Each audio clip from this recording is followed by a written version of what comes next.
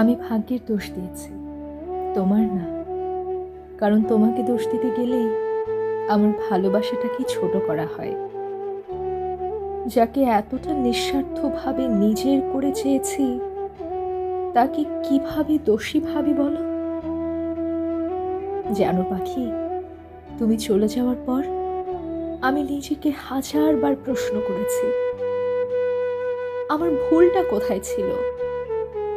উত্তর পাইনি, শুধু নীরবতা পেয়েছি।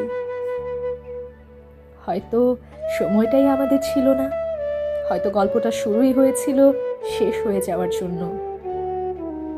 তবু আমি বিশ্বাস করি তুমি মিথ্যে ছিলে না কখনো। আজও তোমার জন্য দোয়া করি, তুমি ভালো থাকো, সুখে থাকো। কারণ তোমার সুখের মধ্যেই আমি আমার শান্তিটুকু খুঁজে নিই।